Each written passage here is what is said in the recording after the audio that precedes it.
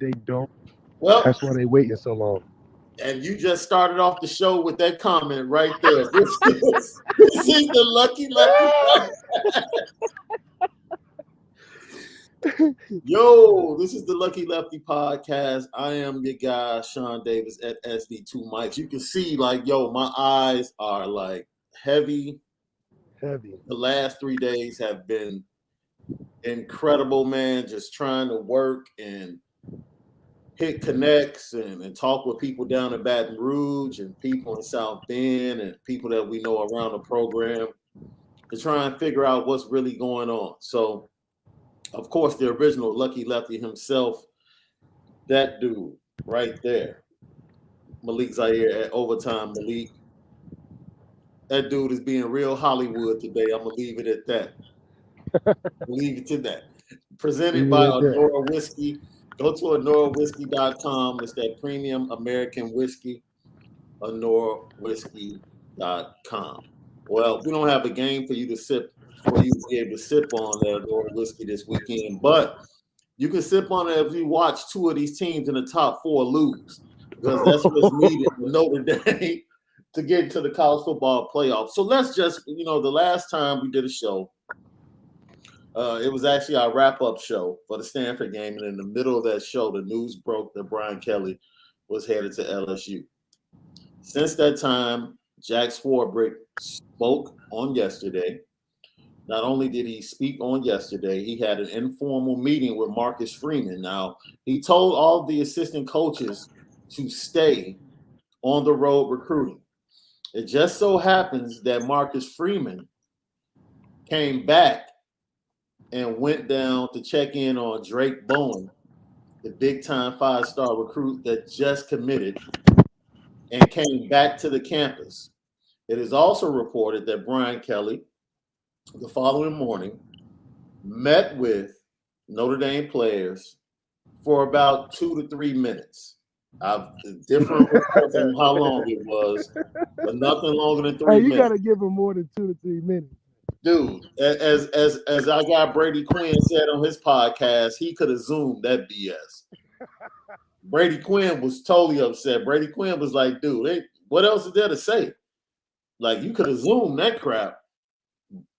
After he met with the team, it has then been reported that Marcus Freeman met with the team also. I found that to be very strange. Now, as the day went on, there were reports that Luke Fickell was the number one guy. I believe Dennis Dobb from CBS wrote a report saying Luke Fickell was the number one guy. Then reports come out that Brian Kelly actually reached out to Tommy Rees and Marcus Freeman to come with him to LSU to be the OC and the DC. I talked to people, someone that's in the know, that informed me that he contacted both of them before he contacted Jack Swarbrick. We can get to that.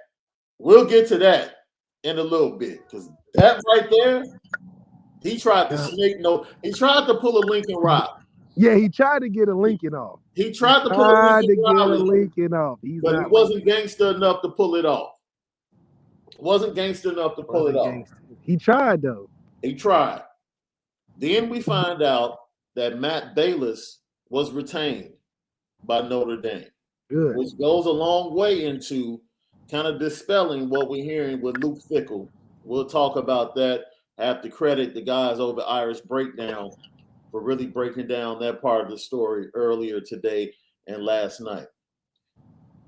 Now, today, news broke early today that Marcus Freeman is meeting formally with Jack Swarbrick. This is the formal meeting. He's had informal conversations. Let me tell you something. Jack Swarbrick, and you started out the podcast saying what you're saying. Yeah. We have fans that are commenting right now. We're going to get to your comments, and I'm going to give Malik the floor so he can reiterate what he started the podcast off with. I truly believe that Jack Swarbrick has been put in between a rock and a hard place. Yes. Jack Swarbrick had every intention of moving this out to beyond the college football playoff and there were guys on his list that he wanted to go talk to and interview. And it wasn't Marcus Freeman. Let me It tell was you not. something. What has put him in a difficult position is the response On from not social only media. the fan base, social media, but current in Notre Dame players, Notre Dame recruits, Yep. Notre Dame commits, Yep. and former Notre Dame players. There was a Twitter space, I sent it to you. There was a Twitter space started by Mick Asaf, former walk-on at Notre Dame. Kyle Hamilton dropped in. Cole Kmet from the Bears dropped in. Mike Golick Jr. dropped in. Brady Quinn dropped in. Everybody you can name jumped into this Twitter space. And the title of the Twitter space was Marcus Freeman is Notre Dame's next head coach. Look, Jack Swarbrick would be a fool to ignore what is going on right now. He would be a fool to ignore it. We've already seen one decommit, cornerback Devin Moore, decommitted on yesterday, and LSU stopped in to check in on him last night. So, Coach Brian Kelly has been snaking, and he's been snaking this for about 2 weeks. And I'm glad Jack Swarbrick exposed that. It's been in the works. It's been longer in than the 2 works. weeks. And I'm glad Jack Swarbrick exposed that in his press conference. Like, yo, he had some Freudian slips. Things weren't right. This has been going on for weeks. I'm glad he didn't let him off the hook. He didn't let him off the hook. Expose him. Let the people know what's been going on. So that's where we're at. And we are waiting for this meeting to end and hopefully for a press conference to be established later on today or either tomorrow morning. But let's go back to how you started the podcast for those that are chimed in and connected with us late. Let everybody know how you started the podcast off. I let everybody know that, in my personal belief, Notre Dame, particularly Jack Swarbrick, was not thinking about hiring Marcus Freeman as the next head coach of Notre Dame. And it even feels to this moment that they still don't want to do it. It feels as though they don't want to do it because we've seen what universities look like when they want to get a guy over to be their head coach, i.e. Lincoln Riley. Not only did USC pull him away from Oklahoma, USC paid for the house at Oklahoma, got him a house in Los Angeles, on top of paying and bringing on multiple staff without question. It was a done deal. Now, that's real love when a program wants that coach. Also, when that program has been courting that coach for a while. Is Marcus Freeman a Lincoln Riley? No, not yet. But does Marcus Freeman have the intangibles and the makeup and the ingredients of what an upcoming superstar young head coach is? Absolutely. Yeah. Now, from the Notre Dame's perspective and Jack Swarbrick's perspective, I truly believe Jack Swarbrick saw Coach Kelly leaving as an opportunity for him to take his time and get a guy that he really wanted to get a whole understanding about. I think the beautiful thing of social media, the fan base, and people having a voice that can be heard is the people spoke. Notre Dame spoke. I'm going to just say it was Notre Dame because this is a Notre Dame versus Jack Swarbrick. Notre Dame spoke on who they wanted to be the next head coach. Now, usually fan bases and support staff to fan bases speak a lot on who they want next. And I had my, I thought Tony Alford would be a great head coach just because he got more rings than Kelly now. Now, he reached out. He tried to snatch Tony Alford from Ohio State. Yeah, I would too. I love Tony Alford. But I think, Marcus Freeman is legitimately the best head coach position that we can have for this team. I don't believe Jack prepared his mind for a situation being like this because he wasn't thinking that Marcus Freeman will be pushed in a position to be the head coach, especially so early. I think Jack already had a plan in his mind on how he wanted to see Coach Kelly's career end. Coach Kelly being who he is, man, it's hard to get one up on him. I tell you that. He had one up on Jack and executed his plan, so it kind of threw Jack's whole situation into a free fall. which is why they haven't just openly decided and made it a decision how it should be so fast. I think, like Right. you said, it would be foolish for him not to pull the trigger on this. This is a great hire that not only is a great hire for the program, but there's support behind it. I'm sure there's not as much loving support behind Brian Kelly going to LSU by LSU fans than there are Notre Dame supporting Marcus Freeman being the next head coach. It's a hard decision to make. I get it. A guy who hasn't done it yet, but there's plenty of guys who haven't done it, i.e., Matt LaFleur, and go in there and have some great success. So I think this is where the trend is going in college football. I know Marcus Freeman's going to get the quarterback we need. Hey, I bro, know your he's going to get the audio. quarterback we need for sure. There you go. Your audio was dropping off a little bit.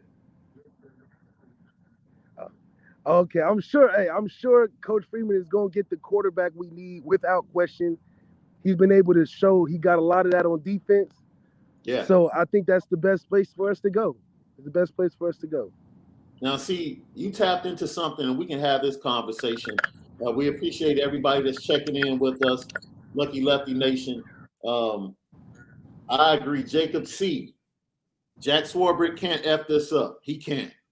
Dude, man, do not overthink this. Do not overthink this.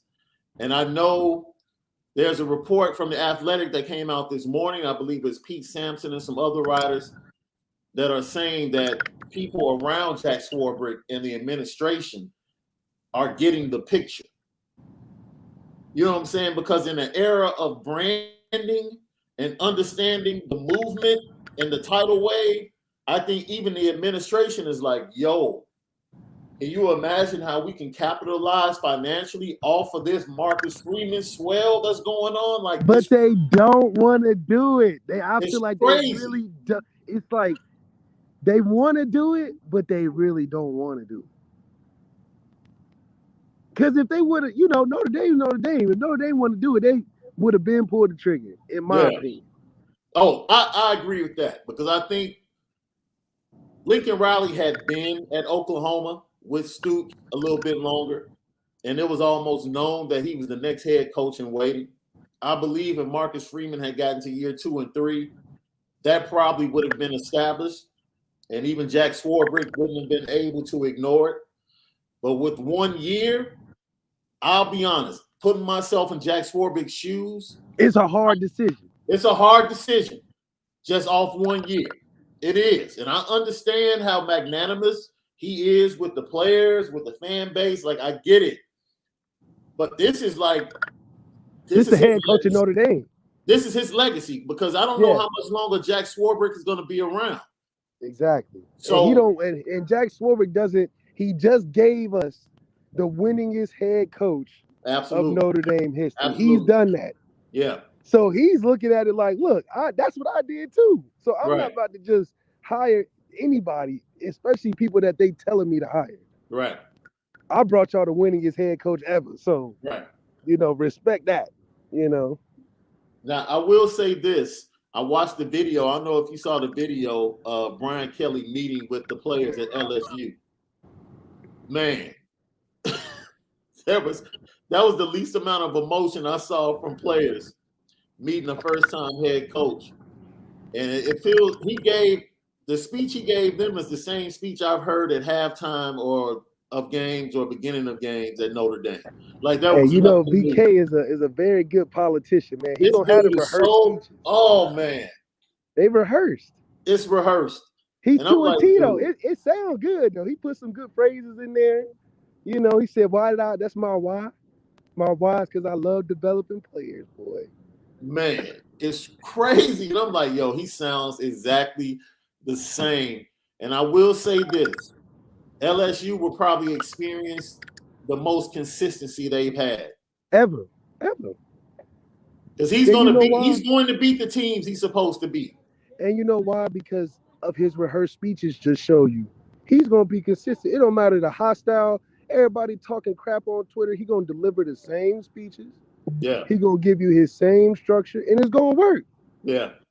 It's going to work. It's like, he don't, look, all this, he should have stayed. Look, he already showed you he ain't staying. He gave us a speech. He didn't give no Cincinnati players no speech. That's how Right. that's Coach Kelly showing love. Coach Kelly showing love. He gonna give you his 2 or 3 minutes, but he back on schedule. He ain't love Cincinnati. He ain't spend no time being like, "Hey, I'm out. I love y'all boys against Florida. Good luck." It was like, "Hey, I Yo, ain't coming to work today. the I ain't South coming today." the South Bend Tribune had pictures of the players filing out after they sat through that at 7:00 in the morning. And man, the picture they have of Kyle Hamilton is like, yo, y'all woke me up early for this bull. But you got to think about it, though. You got to think about it. Coach Kelly's looking at it as, "Oh, y'all want me to stay so y'all can go to the league and make a bunch of money, and I don't go nowhere and get fired because I don't win no championship?" Absolutely not. Nah, Absolutely we not. all knew, and I He think said, Kyle." He said, "Kyle, you leaving me in a couple weeks." He so. said, "Nah, I can't leave." Hey, yo, one of your former guys, one of your crews jumping in, your boy Pete Mokwa jumping in saying Freeman's upside with recruiting and coaching is great for the brand. I would only bring in Fickle if Freeman is okay with that. Marcus Freeman don't want to be anywhere under a Luke Fickell situation. Why would? Come on. Why would he? Yeah, Why would he? And he yeah. Why wouldn't would want he? to, and I wouldn't want him to. I wouldn't want Yeah, him to. yeah. I wouldn't want Marcus Freeman to be put through that. Why? So we look at Notre Dame, right? Let's just look at the current situation. Last night, Notre Dame fans were all panicked because Gary Barta came out and said the situation with Notre Dame not having a coach might actually be an issue if they are in the discussion to make it into the college football playoff. See, that's Dude, disrespect. the They've been committee, the disrespecting committee, Marcus so much. yeah, it's disrespectful. Well, it's disrespectful to the players more than anything because the players go out and on the field and win the games. That's right. And I feel like Notre Dame has probably won some games in spite of Brian Kelly over the years, namely the Virginia Tech game. So you guys stick with us. Malik is on location doing some things. He wanted to jump in and talk about things. So if you see you see the technical difficulties, he's trying to move around and get to a better space. But once again, we are in a position right now where I'm not sure whether or not the meeting with Jack Swarbrick and Marcus Freeman has taken place. They have met informally on yesterday and the day before. It has been reported that Marcus Freeman met with the players after Brian Kelly met with the players. And now we're at the point where there is a formal meeting going on between Jack Swarbrick and he dropped out. He's going to be jumping back on Jack Swarbrick and Marcus Freeman. So, with all of that being said, this is where we're at. And I believe this is the moment of truth, not for this program, but for the legacy of Jack Swarbrick. He cannot ignore what is happening amongst the fan base, amongst former and current players, and also amongst recruits and commits. Like there is a tidal wave, and Notre Dame needs to take advantage of this momentum that is getting behind Marcus Freeman being the next head coach at Notre Dame. So let's go to some of your comments right here, man. I got Rex Mikes chimes in. Right on, what's good? Been waiting to hear from y'all. Yeah, both of us have been working. He's been on location doing something out in California the last 2 days. And we've been crazy busy over at ESPN Chicago with breaking news. There's also a tie-in with this because Ryan Day is also he's being chased by the Chicago Bears. I'll just be flat out honest with you. That's something we've been discussing here in Chicago. The Chicago Bears, for multiple reasons, are after Ryan Day. They were at the big game, represented at the big game, watching Ryan Day, and more than likely watching Jim Harbaugh as well. But the top choice for them is Ryan Day. And if Ryan Day is going to move to the NFL, Luke Fickell is waiting around for that Ohio State job Because once he moves, Luke Fickell is the obvious choice. Make no bones about it. Make no mistakes about it. So there are a lot of dominoes in play right now in the Midwest. Is going to be crazy. We'll see how it goes. But I can tell you 100%, 100% surety that the Chicago Bears are after Ryan Day, head coach at Ohio State. And that impacts Luke Fickell, which might have an impact on how Jack Swarbrick is going to move expediently in naming Marcus Freeman the next head coach at Notre Dame. All right. Thank everybody for chiming in. Rex Mikes, no doubt. Fickell is going to go to Ohio State if Day leaves. Is that simple? All right. I got Omar Alston. Thanks, man. And that's why we need to lock Freeman up now. That OSU job is coming up. It could be. It could be. Donnie Cruz. Clark Lee. He's an option. Is he an option? Lee seems comfortable at his alma mater. Daniel Wade. Yeah, I agree with that. I don't think he would be a viable option to be the next head coach at Notre Dame, though. Great coordinator. Love what he did. And just think about the four. We know Brian Van Gorder was a terrible hire, but the four defensive coordinators, Bob Diaco, Mike Elko, Clark Lee, and now Marcus Freeman.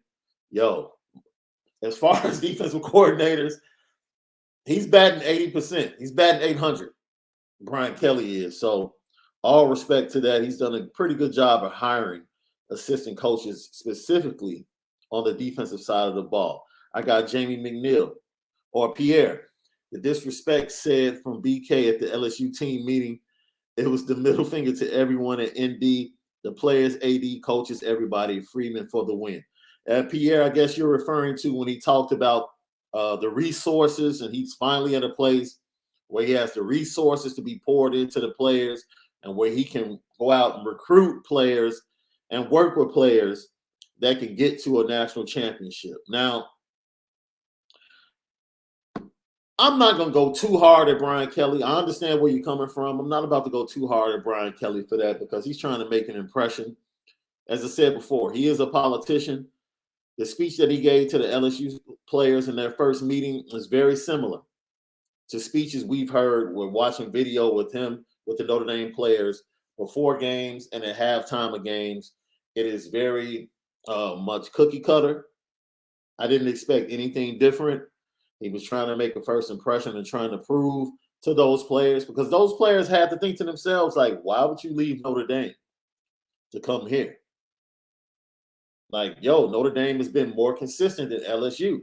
Notre Dame has lined up against LSU in previous history and beaten LSU. Head up. So I had to tell my guy, Russ Mitchell from College Football News. Great guy. I've had him on multiple shows, booked him on multiple shows, respect his knowledge of the SEC. But he went on to talk about Notre Dame doesn't deserve to get into the college football playoff and how they would get banged again if they got into the college football playoff. They couldn't keep up with Cincinnati. They barely beat Florida State. And I flat out told him, with all that talk you talking about the SEC, there are only two teams in the SEC that Notre Dame probably can't beat this year in a transitional year. And that's Alabama and Georgia. Notre Dame would bang Texas A&M. They would definitely bang LSU. They would definitely bang Kentucky.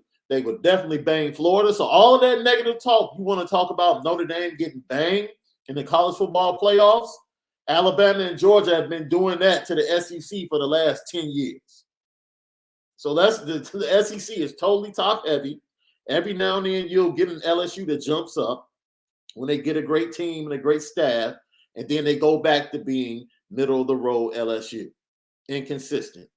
But I do think that's about to change with Brian Kelly, because he'll consistently get LSU to 9-10 wins.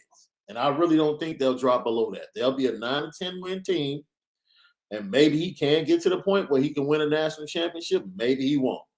But other than that, this is where we're at. And, I'm getting sick and tired of these people that cover the SEC trying to make everybody else feel like they just have this supreme conference where every team in the conference is a banger. And that's not the case. You have two great teams, two great programs. That's it. Georgia and Alabama. That's it. Everybody else is just as inconsistent as the other top programs have been across the nation. Just as inconsistent. But you know who hasn't been inconsistent in the last 5 years? Notre Dame. And you know who would bang every team in your conference other than Alabama and Georgia every year? Notre Dame for the past 5 years. Man, when we were down, we beat LSU with Leonard Fournette and a good LSU team in a bowl game. It's like Notre Dame consistently has top 5 athletes in the NFL. So all of that stuff about Notre Dame doesn't have talent, can't recruit talent, and all of that crap Brian Kelly was talking to the players, he was trying to make a good impression.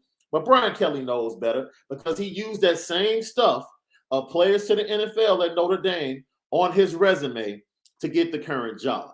He used winning consistently and getting the 2 college football playoffs at Notre Dame to get the current job at LSU. So Brian Kelly and those players and the rest of the Southeastern Conference knows that Notre Dame is still one of the best jobs and still one of the best programs in America, bar none. That's it. Let's get to it. Shaun Hunter, absolutely. We are indeed. That's the way, man. We should have so much bravado as a fan base, so much confidence and swag as a fan base coming off of what just happened. We're in a good position. Anthony Solomon, I am not sure Alabama would beat Indy this year. I disagree. The athletes at wide receiver, if they get just like last year, that now their offensive line is nowhere near the offensive line last year for Alabama, but if they get their athletes in space, our defensive backfield would struggle. The same way they struggled against North Carolina, the same way they struggled tackling against USC. Alabama will score points. Would Notre Dame be able to put up the points to keep up with Alabama? That would be the question. I still would slightly go with Alabama even this year.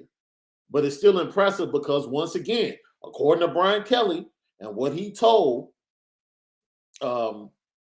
leading up to the Wisconsin game, what he told Fox Sports in the face-to-face meeting leading up to that game, he was open and honest and said, this is not a national championship team.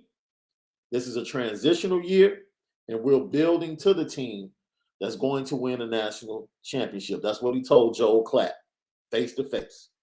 That's what he told him. So if that's the case, and a non-championship team at Notre Dame can still be favored over 80% of the SEC, what does that say about the SEC? Just plain and simple. Let's get to it. Pierre. Swarbrick doesn't pick Freeman. He would have essentially burned the house down. Players would leave like they're running for pharaohs. DC gone, OC gone, shaking my head, no brainer here. I think Devin Moore decommitting was the first one like, yo, let's wait and see. I'm going to wait and see what they do. Because I think Devin Moore probably comes back into the fold if Marcus Freeman is named the next head coach.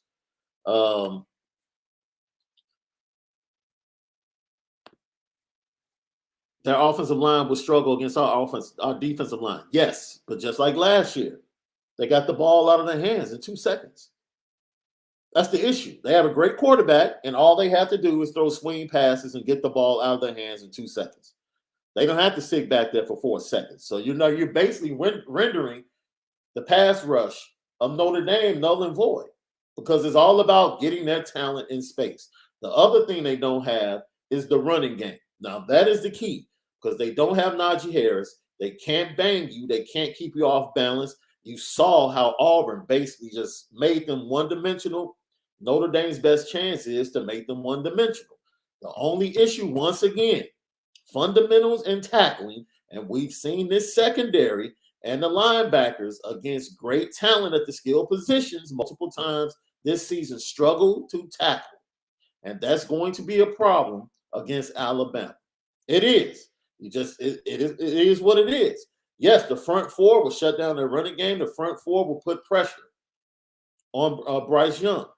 But if Steve Sarkisian is no longer there, that's another thing. He's not the OC. If it was Steve Sarkisian and not Bill O'Brien, I definitely would tell you there's no chance Steve Sarkisian is going to scheme the heck out of that game, and they're going to win with the quick passing game. But Bill O'Brien, in my opinion, yes, he's on the hot seat in Tuscaloosa right now. That fan base wants him gone. So, yes, I think Marcus Freeman will definitely outcoach him. It will be a close game. But once again, I will take Alabama because overall, Alabama has a deeper team and they have more talent. That just is what it is. But any other SEC team outside of Alabama and Georgia, no shot.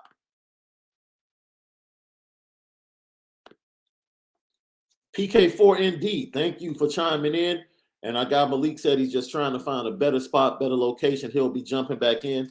Everything falls apart internally if Freeman is not hired soon. You guys are absolutely right. I agree with you right there. If he is not hired soon, if they don't come out of this meeting today with a press conference set and ready for at least tomorrow morning, and they allow this to linger on, man, I don't know what else to say. But this is where we are. Let's get a couple of more comments. We will be back on later on tonight. We just wanted to jump on real quick with you guys because we weren't able to jump on last night. We're going to jump on and give you a full 2 hours tonight. Hopefully, we'll have an announcement that Marcus Freeman is the next head coach of Notre Dame. I got Daniel Wade. He's talking to Michael Johnson, responding to Michael Johnson, and what he just said is fitting. Kelly went to LSU. Tigers don't change their stripes after all. That's funny. I like that. Shout out to our guy, Pete, one of the realest podcasts about indie football out there. Go Irish. We appreciate you, big guy. Thank you for everything you did for the program. Thank you for supporting Lucky Lefty Podcast. I got Caesar. Man, let me try. I'm going to take a good shot at this. Pinelillo. Caesar Pinelillo. I hope I got it right. If I didn't, type in the pronunciation so I know you're a new listener and subscriber. Paid attention to Brian Driscoll. Keep up the good work. I want Freeman as Indy coach. Thank you, Caesar, man. Those are our big brothers in this game, this podcasting game.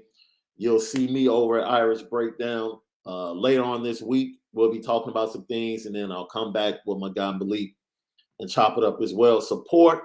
Go subscribe, share, and like both podcasts, Lucky Lefty Podcast, and also the Irish Breakdown.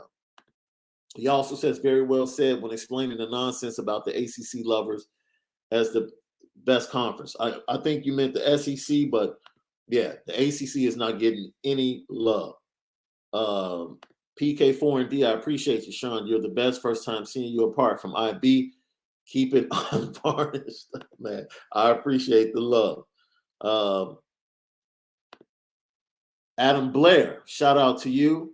Do you believe in the bottom of your heart Marcus will be our new head coach? No, I'm not going to say in the bottom of my heart. I know he should be the next head coach.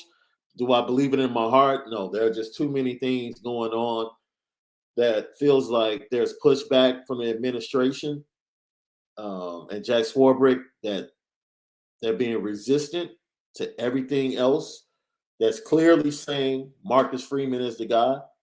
And as I said, if I were in his shoes, knowing this is my legacy, I already picked the guy that got us out of the mire and brought the program to consistency.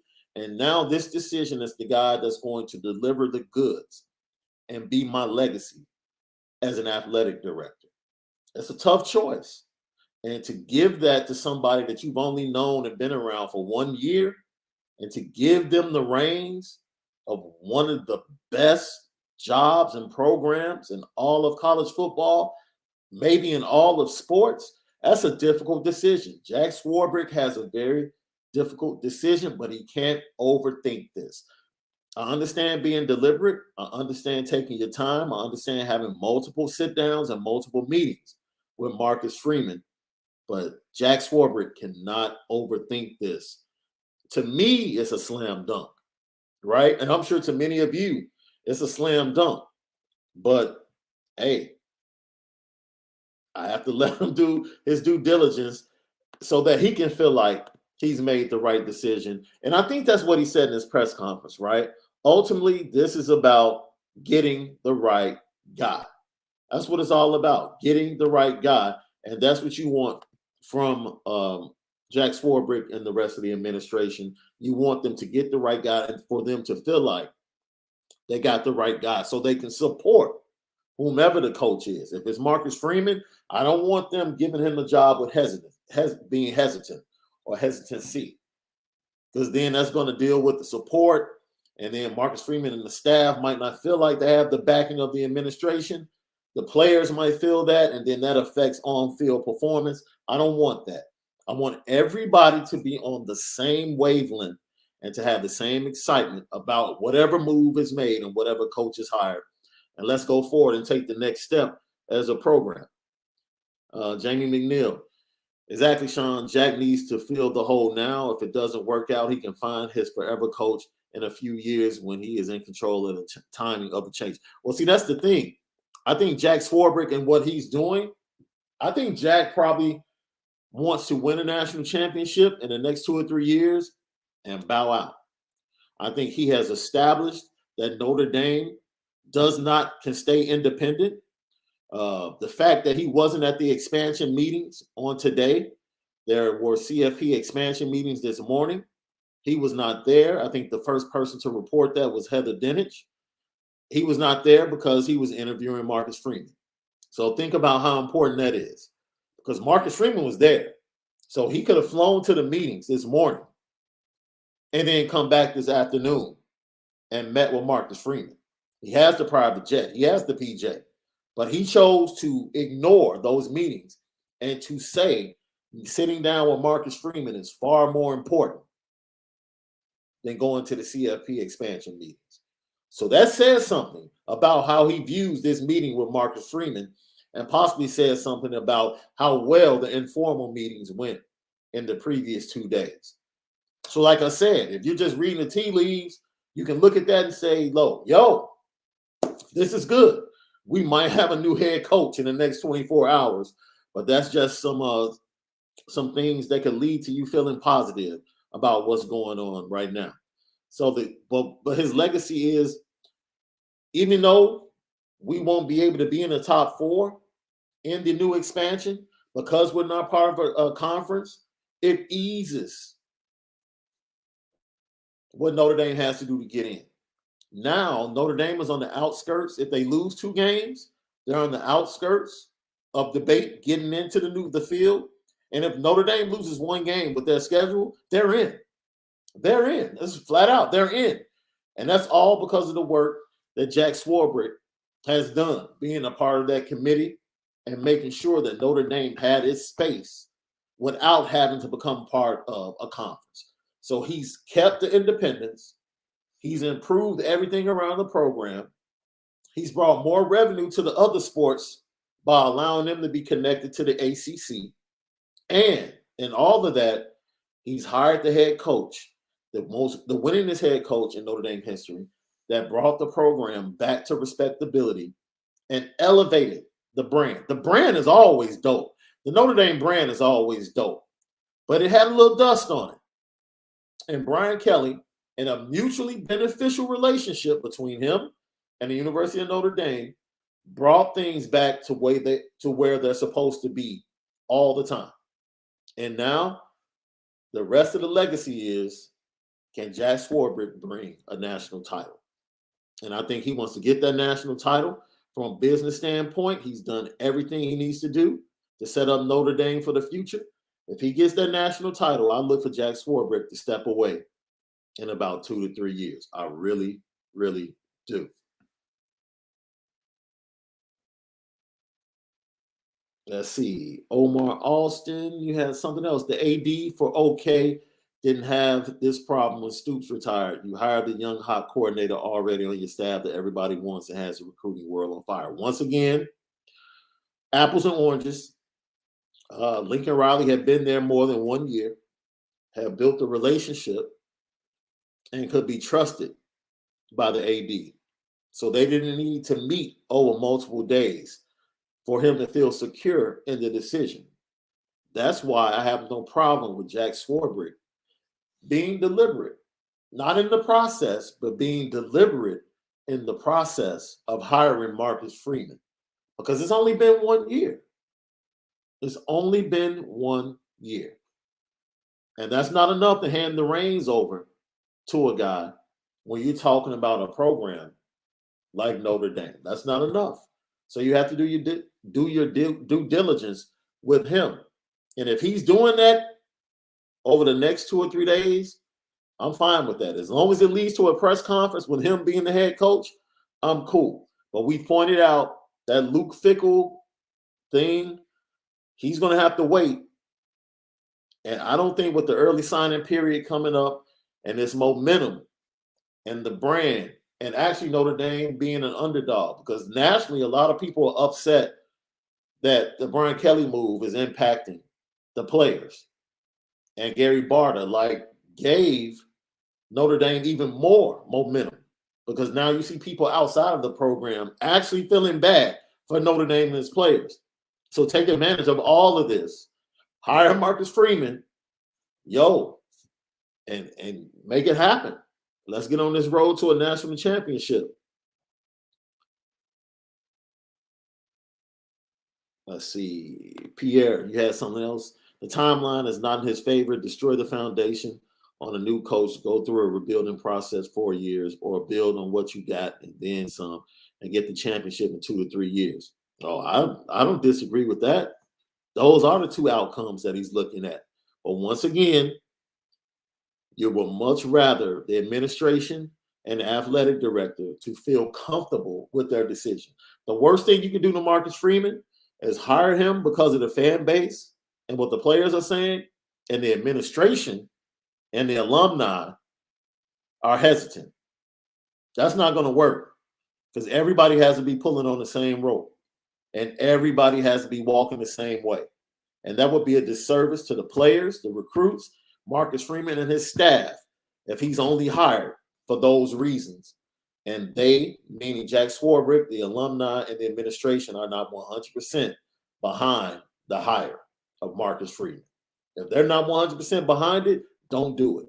As much as we don't like it, that would be worse than actually bringing him in. Hiring somebody else. I would rather hire somebody else that they want than to give Marcus Freeman a bad deck or a bad hand in this poker game. Don't give him a bad hand. Give him the best hand he should have and the most support that he should have, as any Notre Dame head coach should have. You don't want that. You need everybody on the same wavelength. What's up, D-Rock Irish? My God. That's right, Daniel Wade. I see him in there. His Stoops will be paid $325 to coach him. Man, boy, that's nice, right? Like, I'm retiring. I got a nice gig doing the pregame show on Fox, and you want to throw me $325 just to kind of like settle things down and coach the bowl game, which is basically me standing back and letting the other coaches coach practice, and let's go out here for the bowl game and play. Yeah, that's a nice month of work. You're basically getting $325 for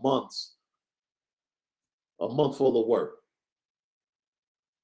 Anthony Solomon, Marcus Freeman is not like the majority of coordinators. He is an old soul in maturity. Most people around the program have said that. I totally agree with that. And when I was on Irish Breakdown the other night, I spoke about how he is respected, especially here in Chicago, because he was drafted by the Chicago Bears. He was on the practice squad. He played a couple of games and got injured, and that's why his NFL career was cut short. And then he went into coaching, and his first coaching bit or opportunity was really doing film work here in Chicago when he was on the practice squad. That's where he cut his chops, and then he moved on to the rest of his career. So he is well respected in NFL circles, not just college football, but NFL circles as well. D-Rock Irish. This is, I think this one right here. Is this the one? You guys are sending me so much. I'm trying to keep up with it. D-Rock Iris, the leadership of most of these coaches are already in place at ND. Pull the trigger. Hey, D-Rock, I don't know. Everybody's on the same page. I'm just telling you. It's easy to say that as a fan. But when you are given the responsibility over something as precious as Notre Dame football, you don't pull triggers quickly. You just don't. You do your homework. And you're 100% behind your decision. That's all we're saying. He has to do his homework, and he has to fully vet Marcus Freeman. He has to, because it's only been 1 year. He has to. He can't take the word of the players. He can't take the word of administration. He can't take the word of Brian Kelly. He has to get to know this man for himself. You saw how he spoke glowingly of the friendship he had with Brian Kelly. And I would venture to say he wants the same type of relationship. Maybe not a friendship, but a very good relationship with whomever the next head coach is going to be.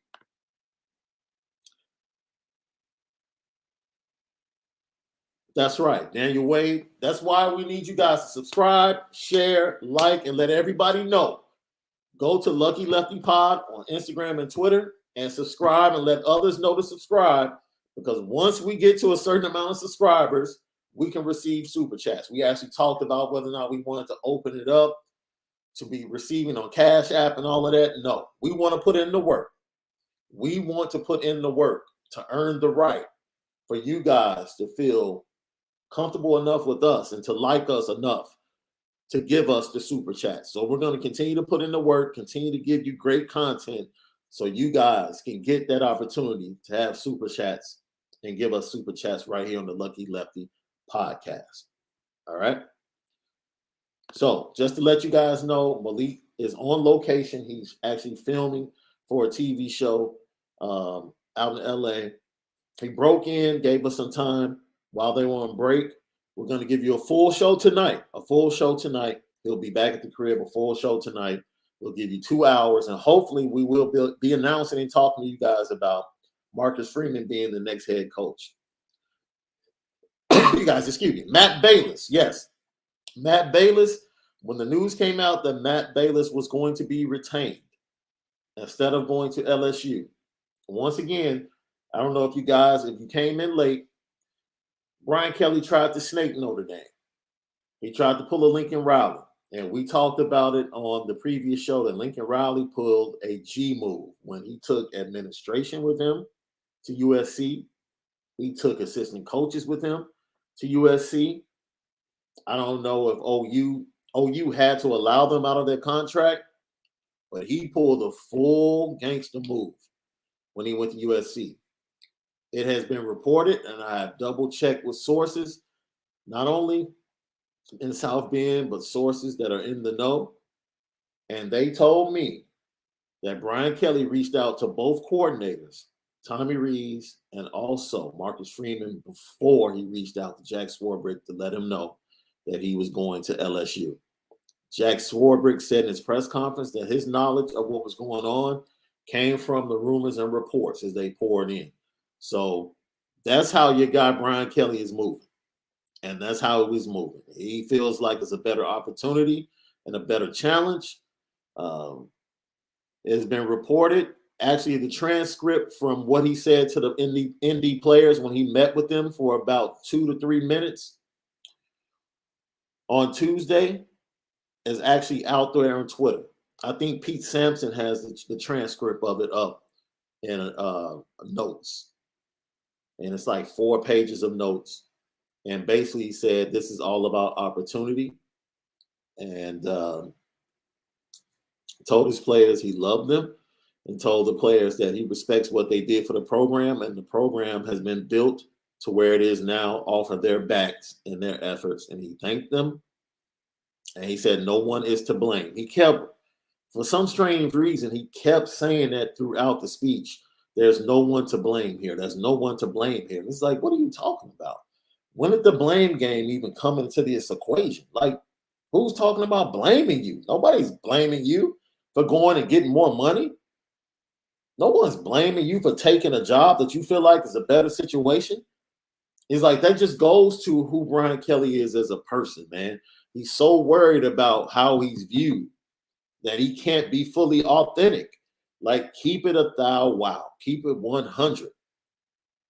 Yo, I think I can go win a national championship at LSU. I don't think I can get the resources needed here at Notre Dame to do so. After 12 years, that's where you came to. Okay, fine. My only thing is, if that's the way you feel, you need to be accountable and take some of that responsibility for not getting the national championship in your 12 years.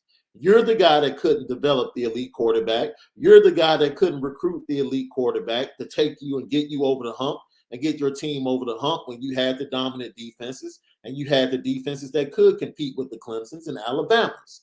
You went to war with the likes of Ian Book. And that's not a disparaging remark on Ian Book. Ian Book gave you everything he could to win games.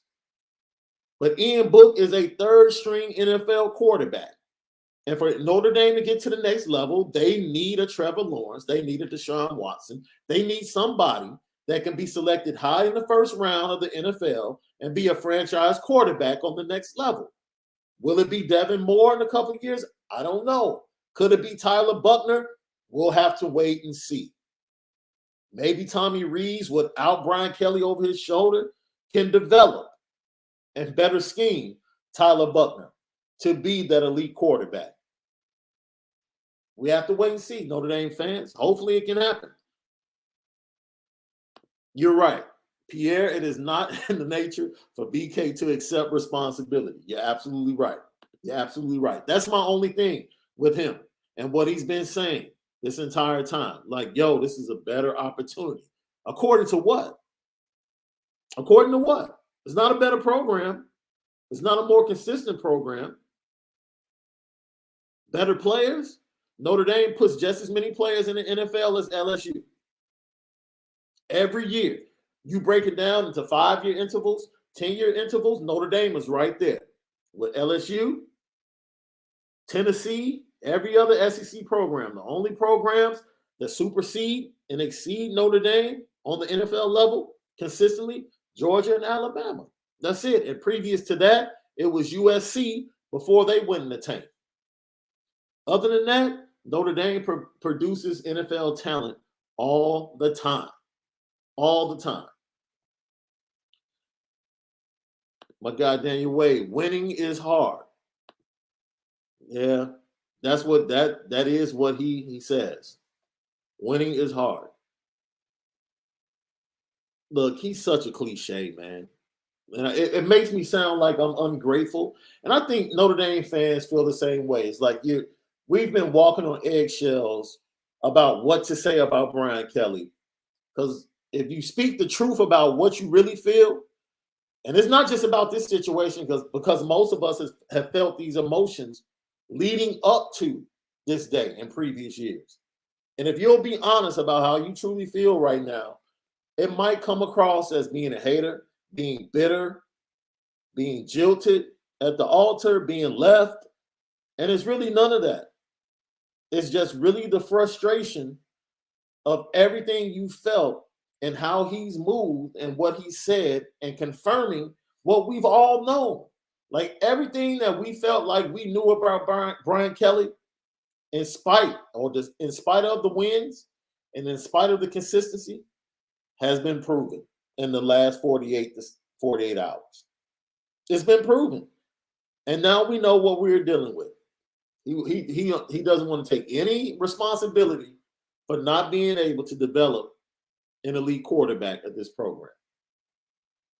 Just plain and simple. You recruited Ian Book. You recruited Brendan Clark. If Phil Jacovic wasn't good enough, you recruited him. You recruited him. So now you're trying to make it seem like Notre Dame wasn't good enough. The players that you get in Notre Dame, they weren't good enough. But somehow, some way, Marcus Freeman comes in, and the first week he's on campus, he sends out offers to guys that you and your staff for 11 years would have never tried to get. He had that much confidence in the brand of Notre Dame. Marcus Freeman, an Ohio State guy, a guy that coached in Cincinnati, had enough confidence in the brand that is Notre Dame, and knowing how many players go to the NFL from Notre Dame, he had enough confidence in that brand to say, yo, we need to go after these 5-star guys. What are we doing? What are we doing? Matter of fact, he brought guys from Cincinnati with him to put into the recruiting part of the program to say, yo, we have to step it up. We have to change our view. We have to see these 5-star guys as guys that need to want to come to Notre Dame, because they'll be more than just NFL guys and 5-star guys. They'll be full, complete citizens. When they get to the NFL, they'll know how to handle their money. They'll know how to handle their brand, because they've done it here and they've seen as an independent how we handle our own brand without being connected to others and without having to share our revenue. There's nothing better than being at Notre Dame and being a great player. You get to see how to run the rest of your life. There's nothing better. At least that's the way I would sell it to my son if he was being recruited by Notre Dame. And that's the way I would sell it on the road. Like, look, there's no other program that's going to show you how to plan your life in 3 years better than us. You're good enough to go to the NFL. We all know that. But what we're going to give you, no other program can give you. How to develop beyond just being that great athlete. We're going to show you how to take that and take it to even greater heights at Notre Dame. There's no other program in America that can do it better than Notre Dame. That's the selling point. That's the brand that Marcus Freeman believed in the first week he got here, and that's why those offers went out to the likes of Keon Keating and Tyson Ford.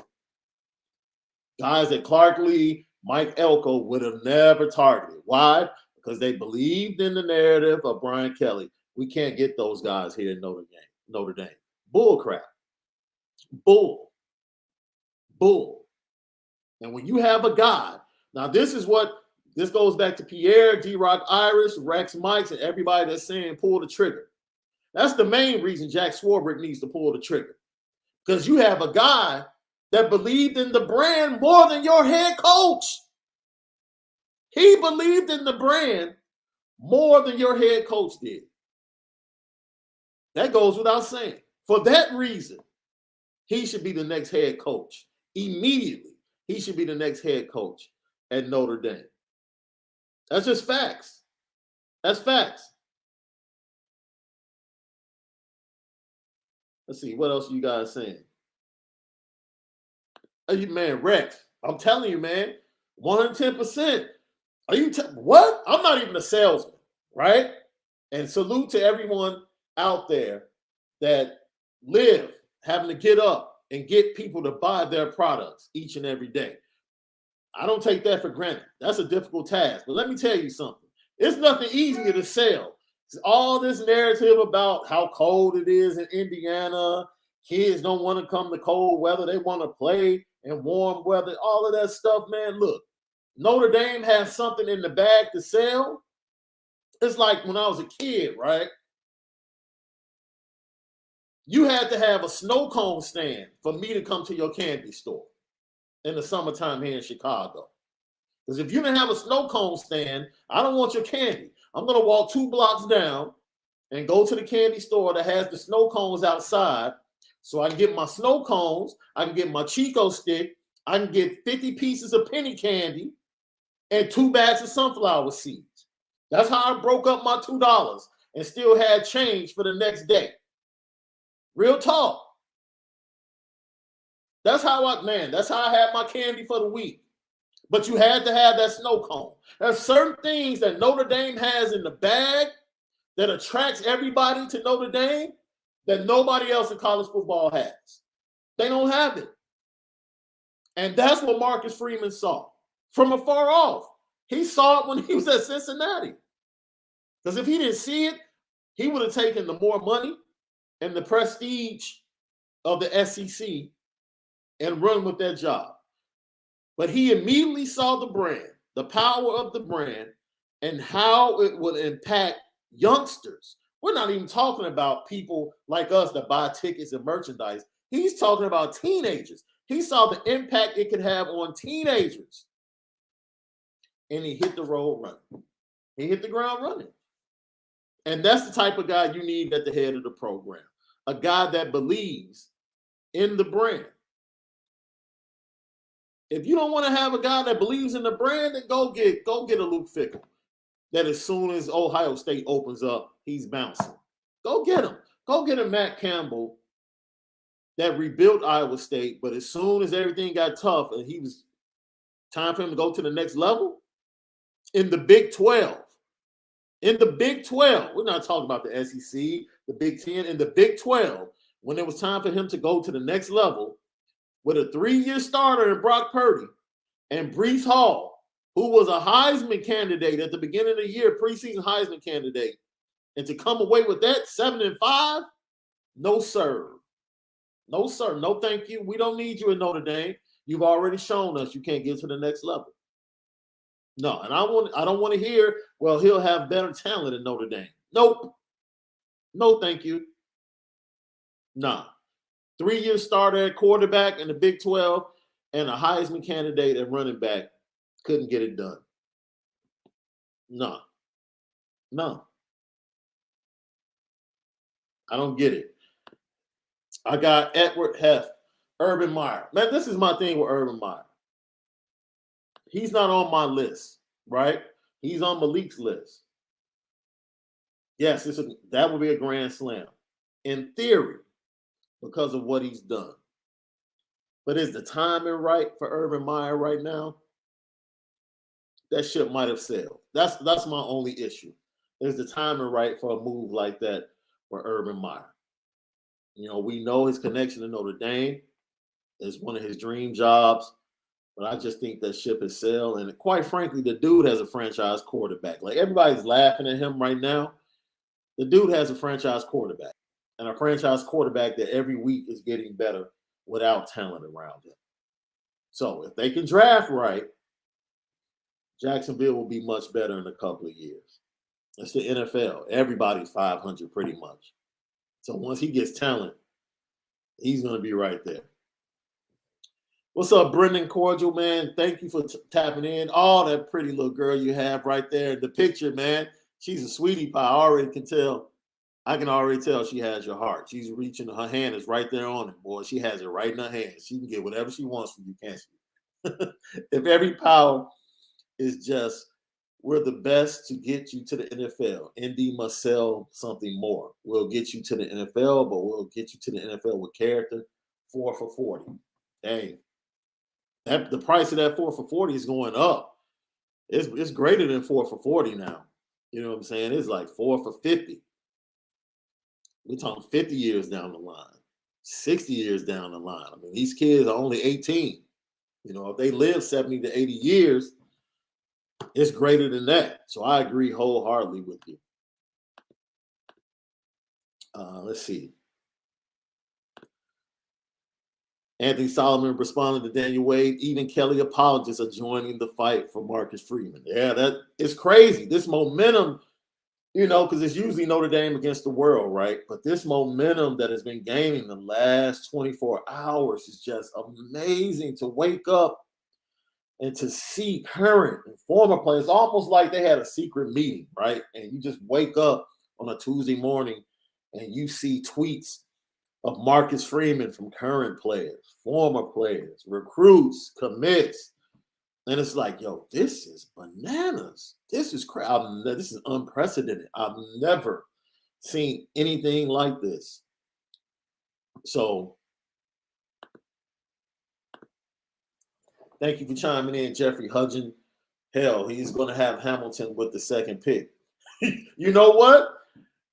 Urban would be smart, but, you know, he does need some help on the offensive line and at the skill positions as well. So it'd be interesting to see with the second pick in the draft if he goes and gets someone to protect his best asset in Trevor Lawrence, or if he goes defense. Because the defense right now is actually pretty good. They have some guys on defense that can get after the quarterback. Their linebackers are really good. They need some help in the back end. So, yeah, you're right. That's definitely a need for Jacksonville right now. Yeah, D-Rock, you're right. Urban Meyer did have previous opportunities to come take the ND job. He basically chose Florida over Notre Dame, which at the time, if we're honest, if we look at the infrastructure of Notre Dame at that time, he made the right choice.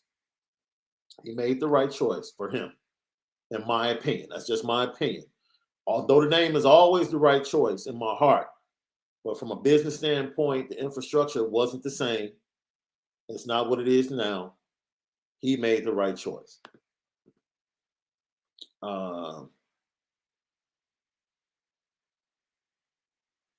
Caesar, you said you do not like Meyer. I hope he stays with the present team and rebuild their organization. I don't look, man. I don't want to get in the pulpit or stand on a soapbox. We're not here to judge Urban Meyer or anybody else in what they've done in their life. Daniel Wade, I think it's a question, Shaun. How about the unity within the ND fan base? Love it. You know what? That is amazing. Even like you said, and like it's been said, even the Kelly apologists have even the Kelly apologists have come on and gotten behind Marcus Freeman and are very excited about the future. So that's a dope thing. That's what I'm saying, man. Like Jack Swarbrick can't ignore what is going on, and it's so easy to see. Do not be swayed by these networks and these writers bringing up names like Matt Campbell and Luke Fickle. Like, yo, read the tea leaf, read the room, read the tea leaves, know where you're at. It's not an easy decision. It's the right decision. It's not an easy decision because of the situation you're in, Jack Swarbrick. Those are not easy shoes to fill. I wouldn't want to be in your shoes. But the right decision is right in front of your face. It's right in front of your face. Don't overthink it. Don't overthink it. That's right, Daniel Wade. Make sure to hit the subscribe button. Don't jump out of here and don't hit subscribe, like, share. We're coming back tonight, giving you 2 more hours. Once Malik makes it home, we're going to sit down and dig deeper into what Brian Kelly said and whether or not Notre Dame is one step away from the national championship. We're going to see. We're going to ask the question. So you guys can get your comments ready. How many steps away is Notre Dame from winning the national championship? Get your comments, get your debates ready for tonight. How many steps away from a national championship is Notre Dame? That's what we're going to get into tonight. Really break it down. Yes, I agree. Meyer did make the right choice going to Florida.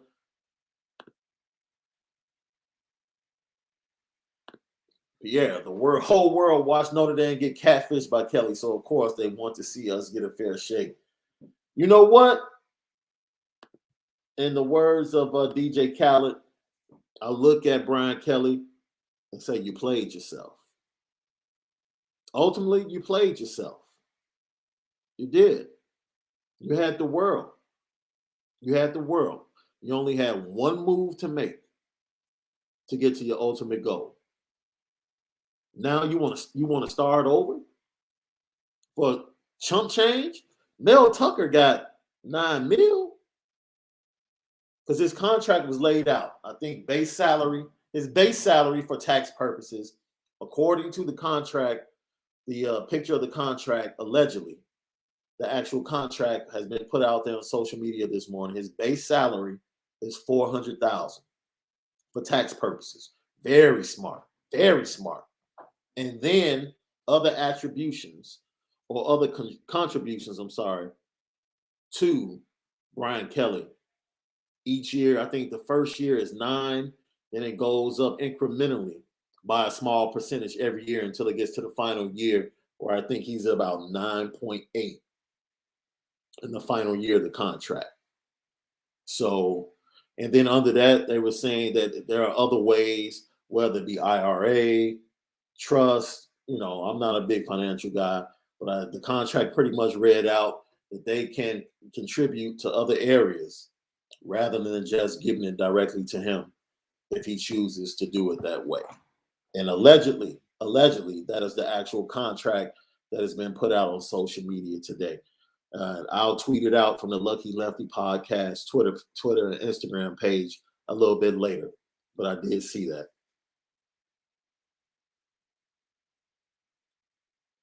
Jordan Taylor, thanks for jumping in. Can't find you guys on Apple Podcasts for some reason. Okay. On Apple Podcasts, we are under A2S Network. A2S Network, which is a network of podcasts that myself and Malik produce with other friends of ours. We have an NBA podcast on there. I have a podcast on there with former Miami good friend of mine. So don't get mad at me.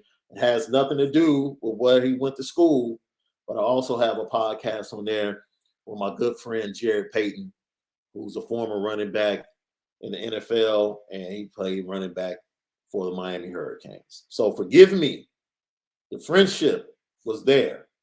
So forgive me for being cool as a Notre Dame fan with somebody that throws up the U. But yeah, every now and then we throw up a podcast that's called DAD. So if you search A2S Network on Apple Podcasts, you'll be able to see our podcast, Lucky Lefty Podcast, right there under that network. All right. And I also have it's a Chicago White Sox podcast because I'm a big White Sox fan here in Chicago, but it's also a Major League Baseball podcast. Matter of fact, we'll be recording one tomorrow because the lockout happens today, and we'll talk about free agent signings and the White Sox doing absolutely nothing. We'll talk about that. What else?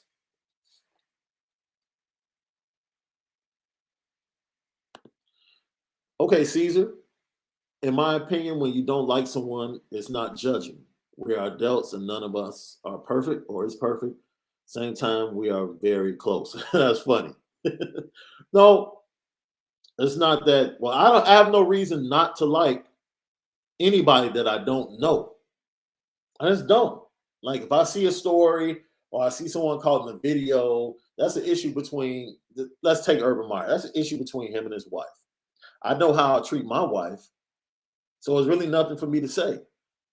I don't know him. And I hope him and his wife can rebuild their relationship so it won't impact their kids and devastate their family. And they can move on and be better for it. That's it. That's my thoughts towards that. But I'm not about to take what happened to him and to say, yo, I don't like him. You can go back to how he seemingly stood up for the abuser, which that was on his staff at Ohio State. I'm not down with that at all. I don't rock with that. I don't rock with it at all. I think it was a horrible decision. But that's not about to put a mindset in me to say, I don't like you. I just don't go that route.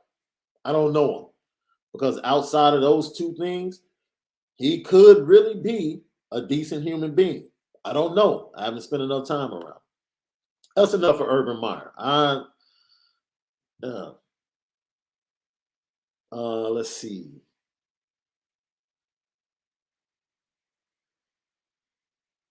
Shaun Hunter, I see your comments. Save it for tonight. Save it for tonight. I don't want to get into it quite yet because actually Malik is the one that really brought up the topic. I don't want to bring it up quite yet, but hey. Caesar, I see your question. Pretty much, and we talked about this. If you go to the wrap-up show, Malik pretty much said Kyle Hamilton is gone. He feels like Kyron Williams was leaving regardless of Brian Kelly's decision.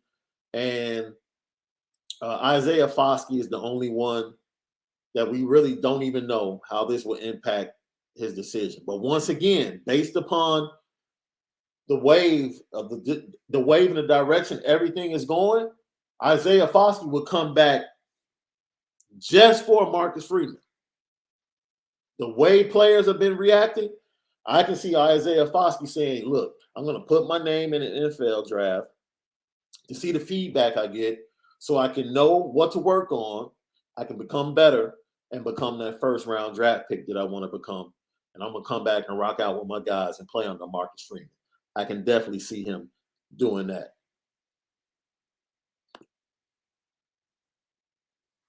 Rob Titoff, thank you for joining in. We appreciate you. The decision shouldn't take so long. Please, please, please hire Marcus Freeman now. Go Irish. Well, I think we're being a little unfair, and I'm going to tell you why. All right? Everything is not, we understand we live in a world where everything is fast. First of all, Marcus Freeman came back specifically to recruit. Yeah, he was scheduled to meet with Drake Bowen. He did that, right? That was on Monday. Monday night, we hear rumors, everything happens. Marcus Freeman is contacted. Tommy Rees is contacted. Matt Bayless is contacted. Then Jack Swarbrick is contacted. Okay? Everything is going crazy, right? Jack Swarbrick said he has agents calling him immediately, candidates calling him immediately, checking in. And not only does he have to do that, but he has to sit down, he has to craft out what he wants to say and the direction that he wants to take. He has to set up the press conference. This stuff isn't stuff you just do in 5 minutes. This is a multi-million-dollar brand. You take your time. And we might feel like, oh, it's simple. No, you take your time. You dot your I's and you cross your T's. And that is what he's doing. Then he has to prepare and set up all of the players getting there for the 7 o'clock meeting. He has to be there. He has to sit down more than likely and meet with the administrators and allow them to know where he wants to go. He had to have a meeting with the board of trustees and administrators to say, this is what I'm thinking, and this is what I'm going to do, and these are the people that I think I'm going to talk to. This is the salary range that I think I'm going to offer. All of this, just think about this. All of this is taking place in like 48 hours. He leaves there. He sits down. More than likely, he has an informal meeting with Mike Elston. Out of respect, just out of respect, sits down with Mike Elston. Sits down with Tommy Rees. We want you here. We want you here as the offensive coordinator. I understand that you've been offered more than you can make here. We're open to giving you more money if you stay. Then he sits down with Marcus Freeman. Not once, but reportedly twice, informally. Monday night and Tuesday.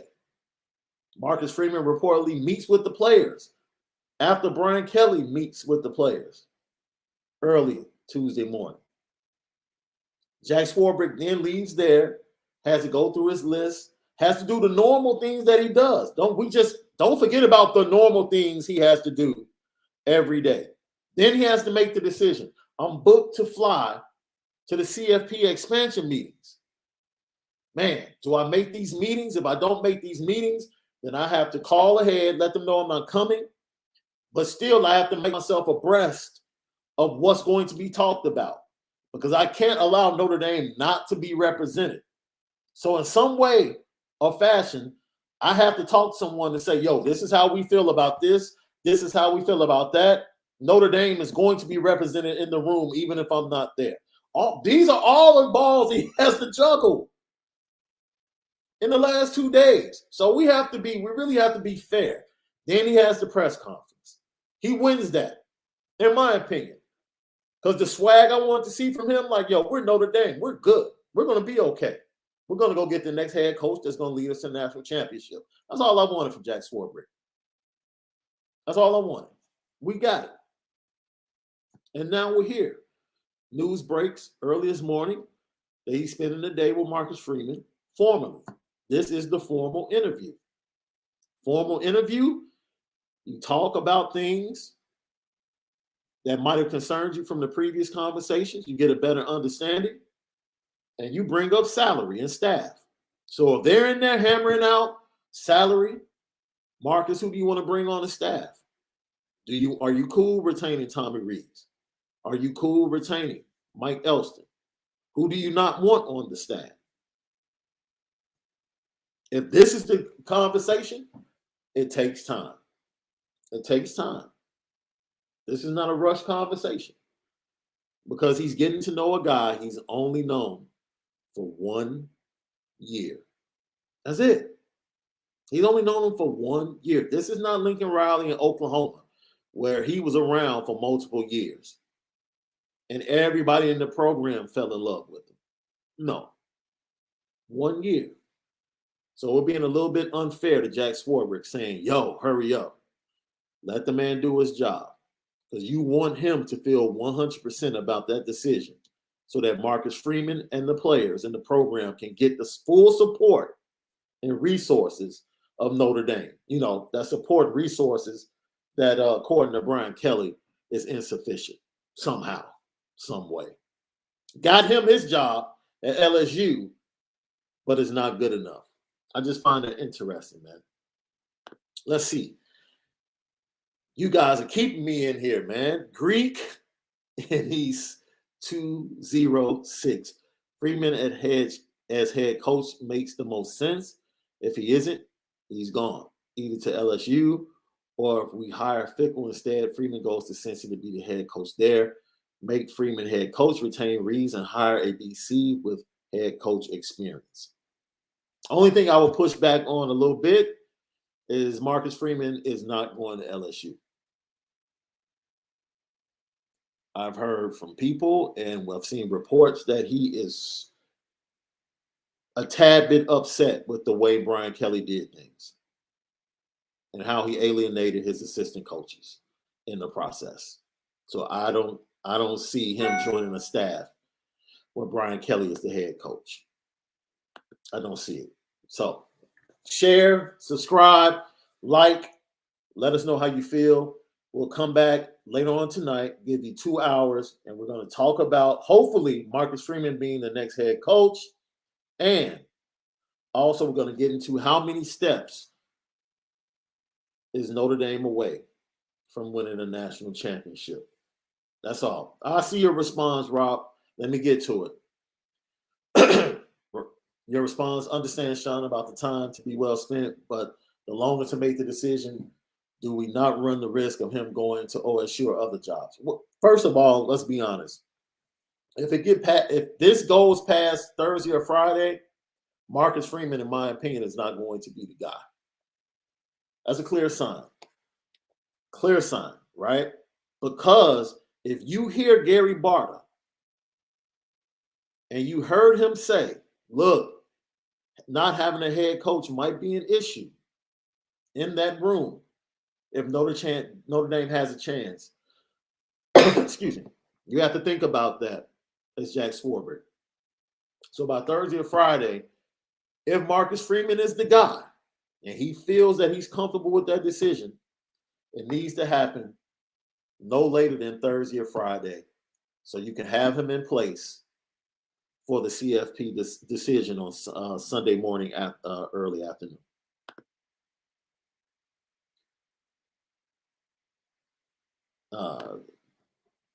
David, your son, you see Jeff Simon Bally tweet saying ND finalizing the deal with Freeman. And once again, David, thank you for that. We're going to wait for it to be official. Look, when you have two informal meetings and you get to the formal meeting, and I just talked about it, what are we talking about? We're talking about money. We're talking about what do you want for your assistants. We're talking about who do you want on the staff, who do you not want on the staff. We're talking about infrastructure. We're talking about what do you want to do different or what do you see things running different than they ran under Brian Kelly. These are the things you're talking about in the formal interview. Once again, what bodes well for today, Jack Swarbrick is one of the major power brokers in the college football playoff expansion. And for him to forego the CFP expansion meeting today to meet formally, once again, to meet formally with Marcus Freeman, that says a lot about where his head is, and it talks to the seriousness of the meeting. Because he can finalize this today with Marcus Freeman and head out to the CFP expansion tomorrow morning, because I believe they're there for 3 days, tomorrow morning after the press conference, naming Marcus Freeman the next head coach in Notre Dame. period. That says a lot that he didn't go to that meeting where he's one of the biggest power brokers in the room and one of the biggest decision makers in the room for CFP expansion.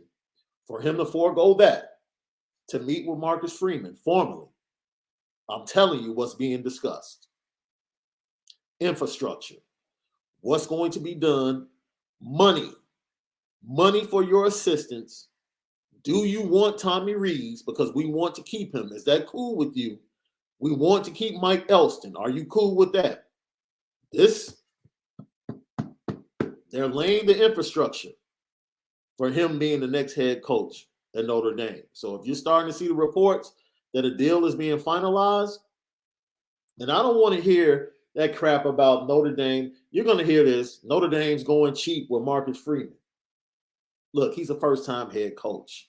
When you're a first-time head coach at a big program, your salary is pretty much already slotted.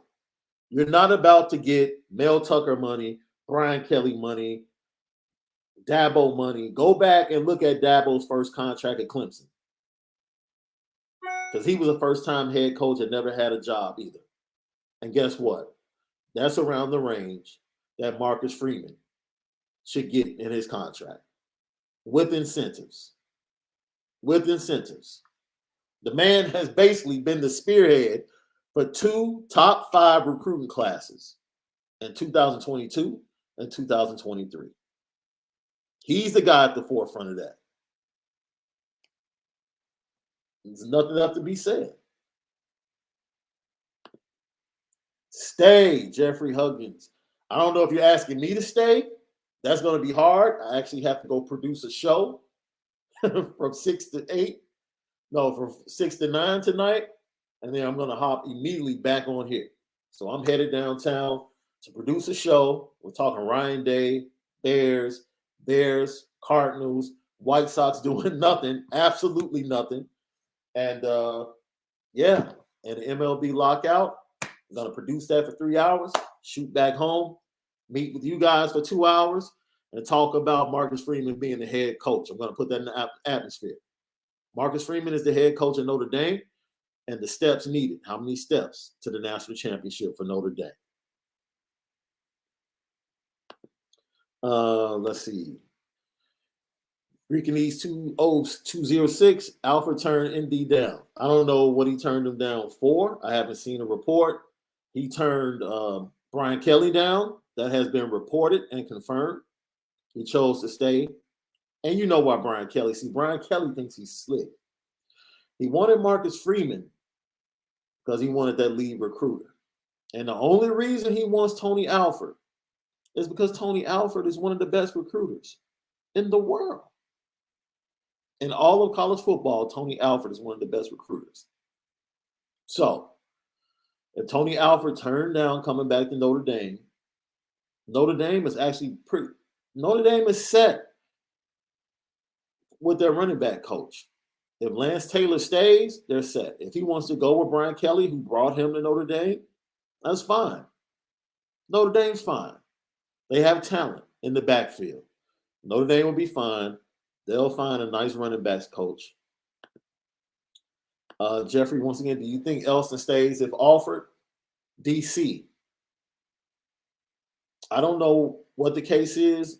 I don't know what the label or his job is going to be. That's going to be one of the sticking points, I believe, for Jack Swarbrick. And Marcus Freeman is intelligent enough to understand how important Mike Elston has been and how important he is from a recruiting standpoint and the development of defensive linemen, especially with the defensive linemen he's got committed coming in. He wants Mike Elston with his hands on those young men when they come here. Marcus Freeman knows how important he is. So whatever it takes, I expect Mike Elston to be here. That's right, Pierre, as a man speaker. I'm putting it out there. Ryan, Lance Taylor, 100%. I love Lance Taylor. He's done a great job. No problem with him staying. Hope he stays. Deb Collins. Yes, Taylor is definitely another must to stay. I agree wholeheartedly. Pierre, a pair of 200 plus pound running backs, yeah, we good. Yeah, we're good. I promise you, we're so good. Especially if you've seen the conversation on Twitter the last couple of days and in previous weeks between Aldrich Estime and Logan Diggs. Like, they are raring to go. I think the conversation has been along the lines of who's going to stop us, bro? And they've been going back and forth. So be excited about the future of that running back position here at Notre Dame, because more than likely Kyron Williams, well, deservedly so, should go to the NFL. Yes, we did not get a chance, so I'm going to tell you now. Malik is not here. This is the Slant. Petty Train. Brian Kelly is the conductor, the ticket holder, the ticket taker, and taking up every seat on the Petty Train. This week with one seat left for Lincoln Riley, because for him to take assistant coaches and administrators was absolutely petty. He could have just left and gone to USC. He didn't have to do Oklahoma like that. So I'm going to give one seat on the train, on the Petty Train, to Lincoln Riley. And every other seat on the train is Brian Kelly. And he keeps giving us reasons every day to why he should be the conductor, the ticket agent, and the riders taking up every seat on that train. Absolutely. No, this isn't the last Petty Train, though. Because Brian Kelly gives you so much in his press conferences. I'm pretty sure we're going to continue to put him on the Petty Train even when he's at LSU. Let's see. Who else do we have? I think Nolan. I don't know if we've had you. Nolan Esparza. Welcome back. Big Nolan. You've been on the show with us before. Shaun lost Brian Kelly, his Petty Train co-conductor. No, man. I don't know. I might let somebody else drive the train, but he's definitely going to be a passenger on the train. He makes it too easy. Each and every week, he makes it too easy. And his speech, just for his speech to the LSU players and his speech to the Notre Dame players, and giving Notre Dame players 2 minutes after everything they've given to him, to give that team 2.5 minutes and not take questions, man, hop on the Petty Train.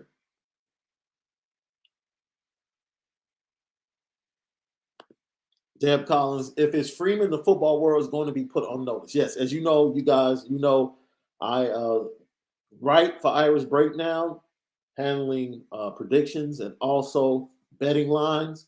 That's what I write for Irish Breakdown, but I also hop on the podcast with Vince and Brian Driscoll every now and then, and we have had various discussions surrounding the fact that others in college football are waiting to see what happens, because the worst thing that they want, the worst thing they want to happen is Marcus Freeman to get this job, because they know how relentless he is on the recruiting trail. They know how good he is as a person, and they wanted Brian Kelly to stay in place as long as he could.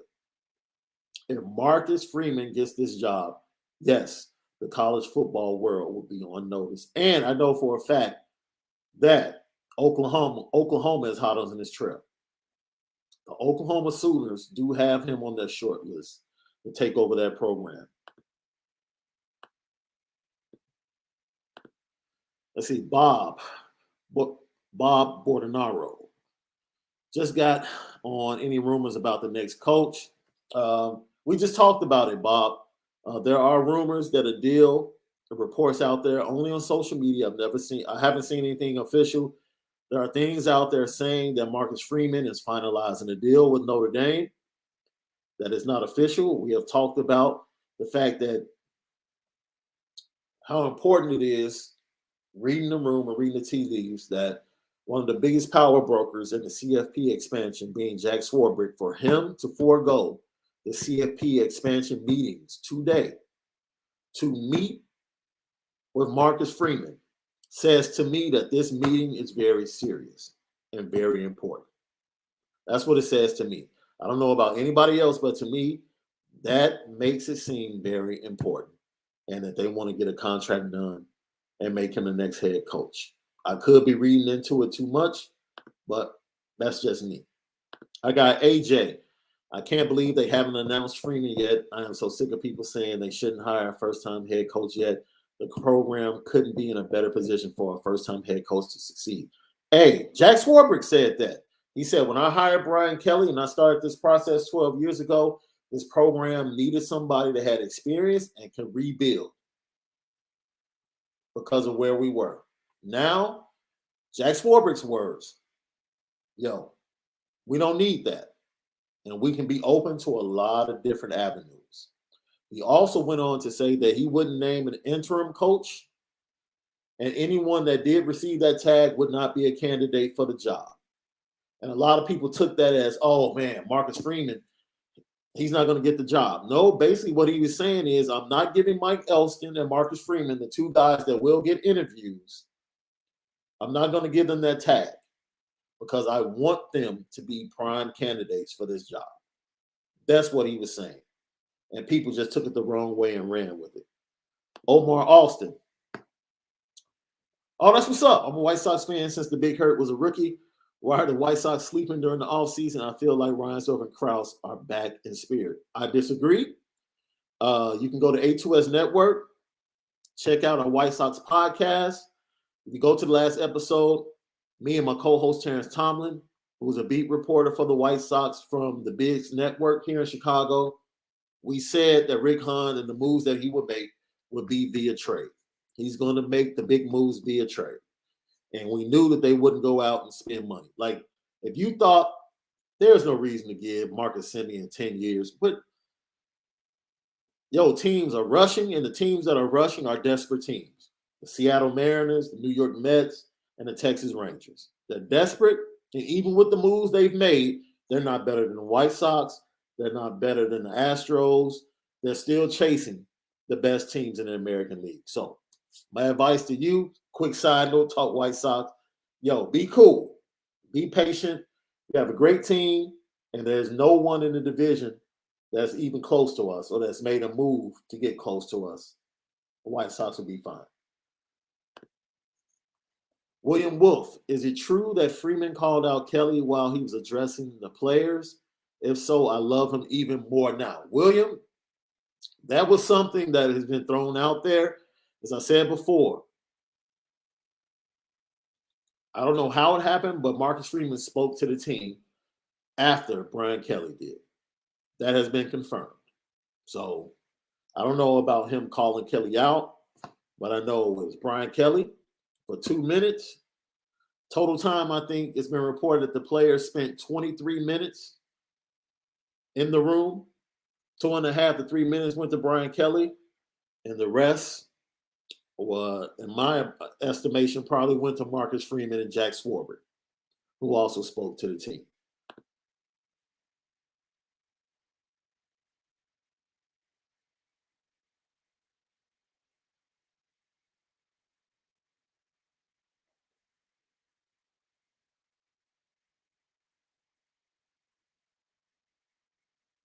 Yeah, Jamie McNeil, that's the type, this stuff is going to be legend for years. Maybe, as players matriculate out of the program, they'll feel more comfortable talking about it on a podcast or something. But like, Jamie, you're right. You're responding to William Wolf, heard the same thing, heard that they had to be separated by the players. But I have no real proof that it actually happened, which is why I said there's no way he's going to LSU. Like, Marcus Freeman was very adamant in speaking to everybody around the program how irritated he was with Brian Kelly and his thoughts on Brian Kelly. Like, that's not the guy. He's upset because that's not the guy that he felt like he was coming to work for. Not that you made the decision to leave. You're doing it like this. Like, we were just all together in California. You could have let us know. Before we went out to recruit, you could have let us know. Gentlemen, this is what's going on, right? Because you can't pull that, LSU called me Sunday night. No, my brother. Cat's out the bag on that one. Nah. No, sir. You've been talking to them for a couple of weeks. Scott Woodward, the athletic director, and you, Brian Kelly, you have the same agent. So the conversations have been ongoing for 3 weeks. And Jack Swarbrick exposed that in his press conference. And you had a couple of Freudian slips. I want to find out what the slips were. But yeah, you slipped up. And Jack was like, okay, I see what you're doing. I'm going to let you ride out. Theodore C. Wozniak Sr., thank you, sir, for joining us. Jack is not a fool. He will offer Freeman the head coaching job. He's earned the job, and by tomorrow he will be announced. He is on the short list for Oklahoma. Yes, we just talked about that, Theodore. Thank you so much for chiming in. I agree 100% with what you said. He is on the short list for Oklahoma, and I think Oklahoma super fan and also podcast host RJ Young, who a lot of people know he's all Oklahoma, 100%. He was talking about that yesterday. I was tweeting back and forth with him about that yesterday because there were reports. Somebody posted some airplane aviation plans of a plane leaving South Bend, headed for Norman, Oklahoma, and I had to throw water on that fire and let them know Marcus Freeman is on the ground in South Bend, my friend. You know, because we have worked together over at ESPN when he was hosting weekends. There. So I had to let them know, nah, Marcus Freeman is not in Norman, Oklahoma. I know you wish that would be the case. It's not true. Yes, and Brent Venables, who was DC at Oklahoma, yo, that's it. That's an easy fix. That's an easy fix at Oklahoma. You know, he's a Stoops guy. He came up from under the Stoops disciple. He probably will recruit better defensively there, make the defense much better.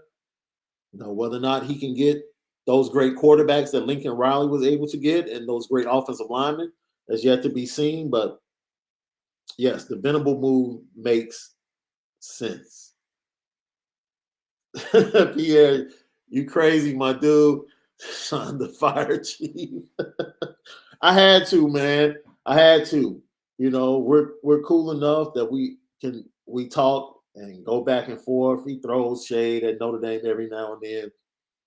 I'll throw shade at Oklahoma every now and then, and we have fun with it. But yeah, that dude is he's funny, man. I had to let him know. Don't believe the hype. Marcus Freeman is not in Norman, Oklahoma.